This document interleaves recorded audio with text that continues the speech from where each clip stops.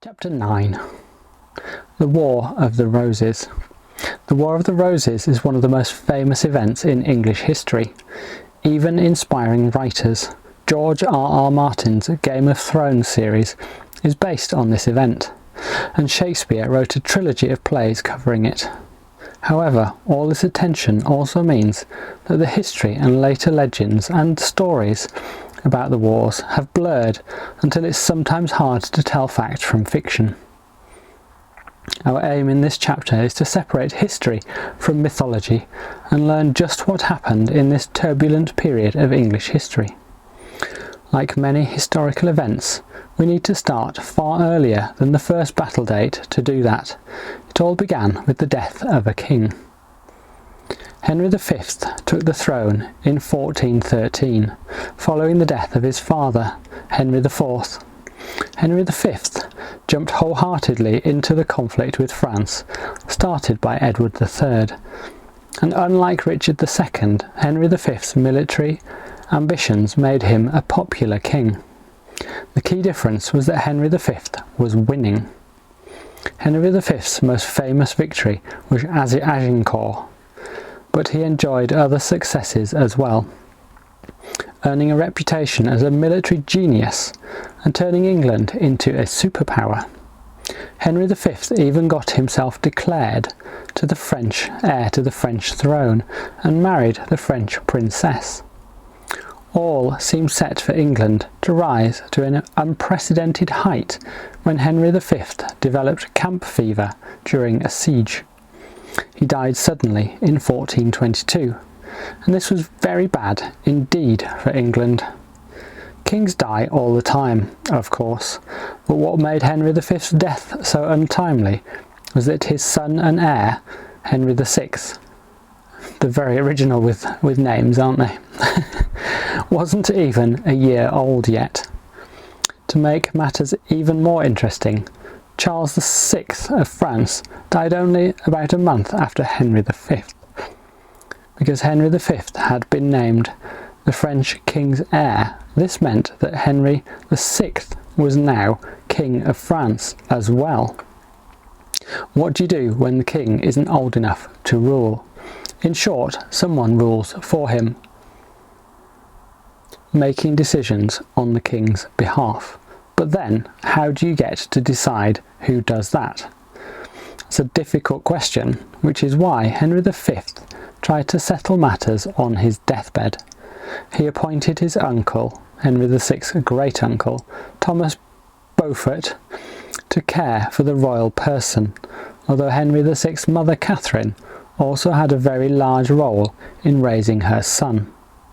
Henry V instructed that his brother, John of Bedford, be put in charge of France, and named his older brother, Humphrey, Duke of Gloucester, as tutelare, while Henry VI remained a minor.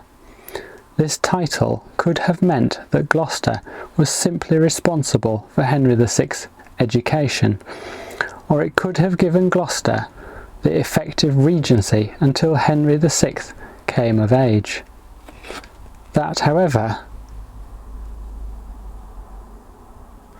Oh, I got lost. Where am I? Oh, it's changed pages. No! I don't like it when it changes pages, it doesn't go the right way. That, however, is not what happened after Henry V died. Gloucester was relatively well liked, but he did not inspire the confidence necessary to give him sole reign over England. Instead, he was given a fancy title with strict powers and limitations. He was still a prime player in the English government, but he would not be handed the reins. So, who was in charge then? Strangely enough, legally and technically, Henry VI was ruling the country.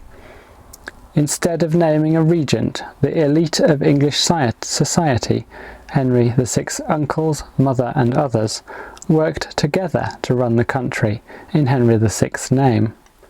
Documents were worded as though they were written by Henry VI, and the king was brought to open parliament in 1423, when he wasn't even 2 yet.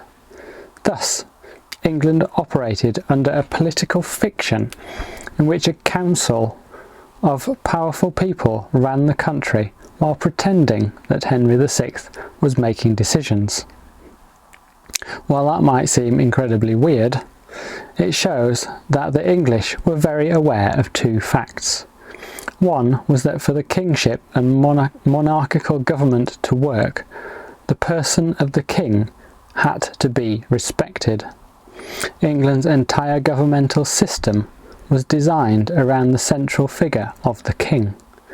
So to throw that out entirely would have caused the system to collapse. 2. England was in a dangerous position. Henry V's military successes had put England in a very powerful position, but his death left the country vulnerable. To be weak and at the top makes you a prime target. The fiction that Henry VI was ruling in his own name was thus an obvious effort to maintain a strong front and keep the nation together. The fact that no one immediately tried to oust the infant king shows just how committed most of the English nobles were to this front. Thus was the start of a very precarious situation. When a group of people share ultimate power, eventually someone is going to want more. While the council of government was in many ways necessary, it created a situation where many different people were commanding power. It would take a strong king to rein in such a group, and that is not what Henry VI turned out to be. The kingship of Henry VI. It's hard to be fair to Henry VI. Becoming king before the age of 1 is bound to give anyone a very strange childhood. There was immense pressure for Henry VI to take over the reins of government as soon as possible, which undoubtedly resulted in him being pushed into situations he was not ready for, such as his coronation at the age of 7. He was also the first English king to be crowned King of France, and his father, Henry V, was a legend to which Henry VI would inevitably be compared. In hindsight, the burden was so large that there was no way Henry VI could live up to expectations, especially as he had no example, having ascended to the throne without ever seeing his father's rule. However, there is also little doubt that Henry VI did not appear that interested in ruling. By 1437 he was old enough to rule in his own right, and it was soon clear that Henry VI was not his father. Henry VI was a pious and kind man who preferred to spend his time studying scripture and disliked war and government business. This was not what England needed, though. Since Henry V's death, the country had faced setbacks in France and was losing a grip on its conquered territory. John of Bedford was dead, and the English desperately needed a young king to take charge if they wished to keep France. That, however, appeared to be something Henry VI could not do. Not only did he show little interest, even being described as vacant, but the decisions he made showed incompetence. He was simply not an effective ruler, nor did he have much of a spine, and that left room for other men to try to rule through him. The Duke of Somerset emerged as the victor in this political squabbling and shuffling, achieving a place as Henry VI's chief minister and thus effective ruler of England. Richard, Duke of York, was quite unhappy with this, believing that he should hold that position. It was the conflict between these two and their allies that would eventually lead to war. Seizing power. By 1453, England had lost all of its land in France, culminating in the final defeat at Castillon. The grand achievement at Henry V had been undone, and his son did not take the news well, falling into a stupor or waking coma. The weak king became completely catatonic and would remain so for over a year. He was as effective a ruler as he had been when he had first taken the throne as an infant. Once again, England needed to work out some form of government that could operate without the king. A council was summoned, and Richard of York did not waste his opportunity. He seized power, arresting his rival Somerset and making himself effective ruler of England during Henry VI's illness. For a year, York ruled the country, but then, suddenly, Henry VI got better. Just as quickly as he had seized power, York was thrown from grace, as Henry VI backed Somerset over him. It became quite clear to York that he would never have power so long as Somerset stood in the way, and there was only one way to get around this. York raised an army. The wars were about to begin. The early stages of the conflict. Initially, York did not intend to overthrow the king. He intended to remove the traitors around the king, the chief of which was Somerset. Although the two sides made attempts to negotiate, violence broke out at St Albans on the 22nd of May 1455. Remembering these dates. The first battle went quite well for the Yorkists, who overran their opponents and captured the king. Taking the king back to London, York seized control of the country. Somerset had been killed in the fighting, and it appeared that York had successfully pulled off a coup. It is unlikely anyone at this stage could have guessed just how long the conflict would continue. It was Henry VI's wife, Margaret of Anjou, who proved to be York's greatest opponent. She was not prepared to accept York's rule, and she had possession of one very important aspect of power, the heir. Prince Edward had been born in 1453, and Margaret believed she could wield power through him, especially since her husband Henry VI certainly did not seem prepared to defend his throne. When York lost the support of Parliament in 1456, Margaret acted quickly to increase her power, amassing wealth and appointing people she trusted to government positions, including people like Henry VI's half-brothers Jasper and Edmund Tudor, figures we will return to later. With York out and Margaret consolidating power, there was a possibility that things might still end peacefully. Arrangements were made for talks in 1458, although these were completed without the eruption of conflict. There was simply too much bad blood between the two sides for things to end well. Margaret and the Duke of York appeared to truly dislike each other, and many people on the Royalist or Lancastrian side, so named because Henry VI was part of the House of Lancaster, had lost loved ones in the Battle of St Albans.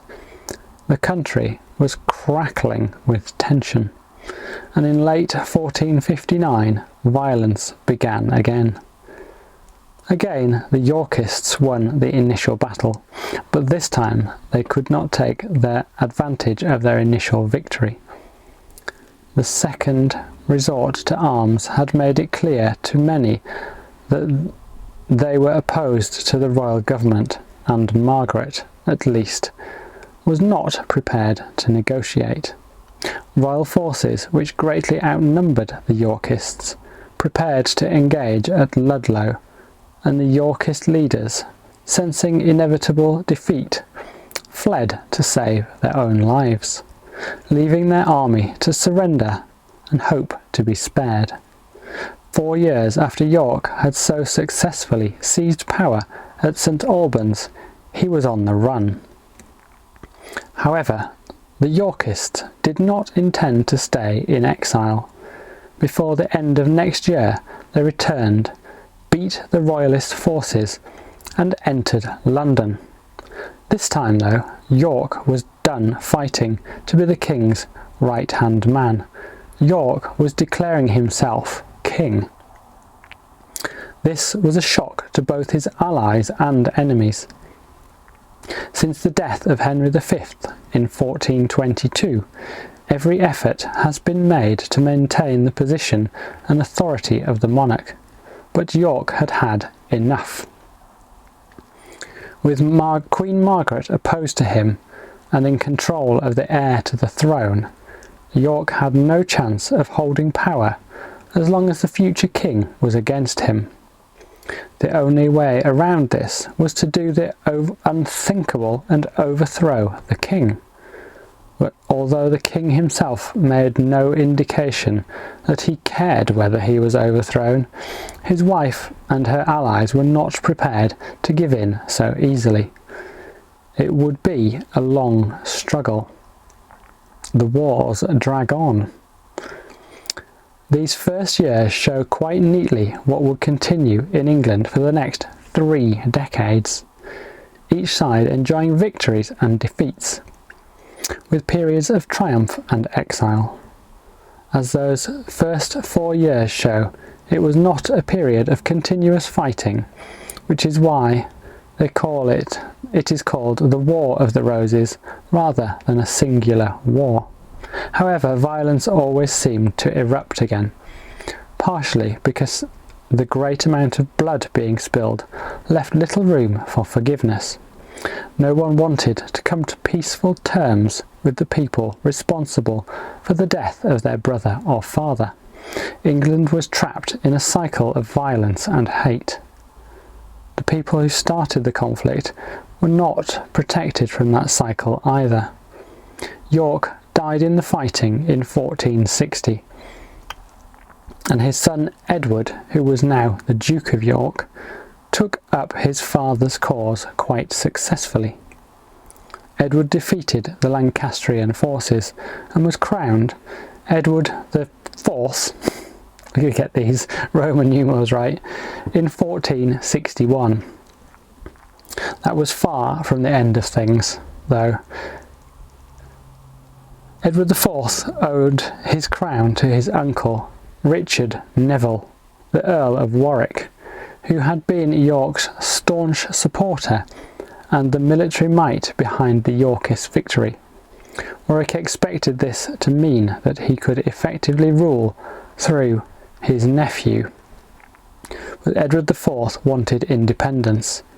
He began making political moves against Warwick, who, after being forced to leave the country, teamed up with old enemies, the Lancastrians, who had been biding their time in France.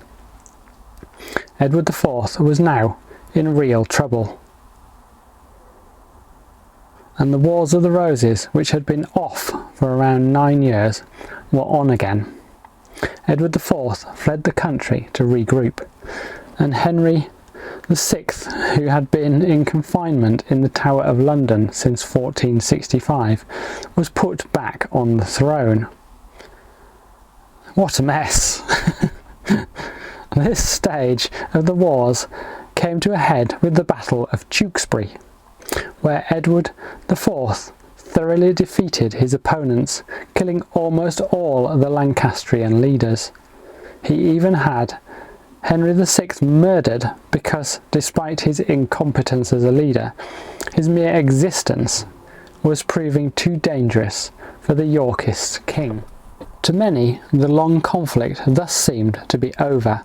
In 1471, Edward IV had 2 sons securing his line before his death in 1483. With 12 years of peace and most of the Lancastrians dead, the conflict should have been over. But the showdown between the House of York and Lancaster had one final act, and it would prove to be something no one expected. Richard III and Henry Tudor. When Edward IV died in 1483, the throne passed to his eldest son, Edward V. Except Edward V never got chance to claim it. His uncle, Richard, Duke of York, had the young king and his brother sent to the Tower of London. They were declared illegitimate and Edward V was deposed. Their uncle became Richard III, and the boys were never heard from again. Of course, the assumption is that Richard III had his nephews murdered, and it is a plausible assumption, even though he would later face heavy criticism for these alleged murders. Richard III was never able to produce his nephews again after they disappeared into the Tower of London. If they had been alive, he could have saved himself a lot of grief by producing them. If they had escaped, we would expect them to appear in public to contest their uncle's claims to the throne. The bodies of 2 young boys were found hundreds of years later under some steps in the tower, and many believe that these were the 2 young princes, though there is no proof that this is the case. Although Richard III took the throne under suspicious circumstances, his reign nevertheless seemed fairly secure. Thanks to the Wars of the Roses, there simply wasn't anyone left to oppose him. At least, there was almost no one. One Lancastrian claimant to the English throne was left standing, Henry Tudor. You would be forgiven for wondering who this was, for Henry Tudor had little claim to fame. His father, Edmund Tudor, had been half-brother of Henry VI. Henry Tudor's mother, Margaret Beaufort, was the great-granddaughter of John of Gaunt, Duke of Lancaster, one of the sons of King Edward III. He thus had a claim to the throne by blood, but it was dubious at best. Dubious, however, proved to be enough. In 1485, Henry Tudor landed in England with an army prepared to push his claim to the throne. Richard III prepared to meet him. The 2 rivals clashed at Bosworth Field. Richard III had superior military experience and seemed confident of a victory over the young would-be king. The battle was decided by the men, not their leaders though, and in this Henry Tudor proved superior. His forces won the day, and Richard III was killed in the fighting. Thus died the last Yorkist's claim to the throne. With his victory, Henry Tudor became Henry VII, starting not only a new dynasty but a new era in English history. To cement his rule, he married Edward IV's daughter, Elizabeth of York, finally uniting 2 warring houses.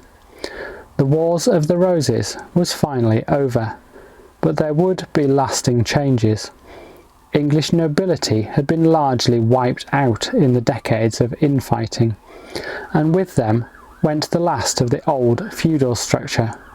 The Middle Ages were ending and the early modern period had begun. In Chapter 10 we'll get on to the Tudors and the English Reformation.